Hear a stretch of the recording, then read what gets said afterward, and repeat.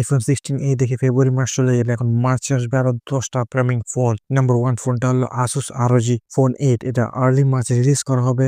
High refresh display হবে, update processor হবে, আর অনেক কিছু ফিচার্স নিয়ে আসবে। নাম্বার 2 Sony Xperia 1B, যেটা লেট মার্চে আসবে। আর এটা সবচেয়ে কুল ফিচার্স হলো 4K একটা ওল্ড ডিসপ্লে থাকবে, অ্যাডভান্স ক্যামেরা থাকবে, একটা ইউনিক ডিজাইন থাকবে। নাম্বার 3 ফোনটা হলো Huawei P60 Pro।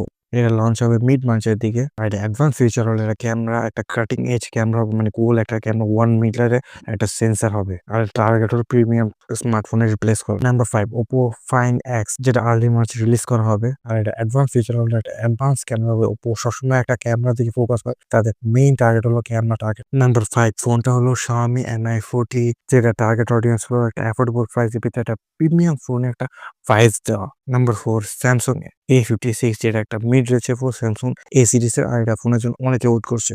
Number 2 one of the best phone, my love it, nothing phone 3A, একটা ইউনিক ক্যামেরা ডিজাইন আর একটা কার্ভ, একটা কিউ নিউ ফোন, যেটা গেমিং ফোন হবে। নাম্বার 1 Vivo T4X, অনেক একটা অ্যাডভান্স ফোন নিয়ে আসবে মার্কেটে। ভালো না হলে ভিডিওটা ডিসলাইক করবে।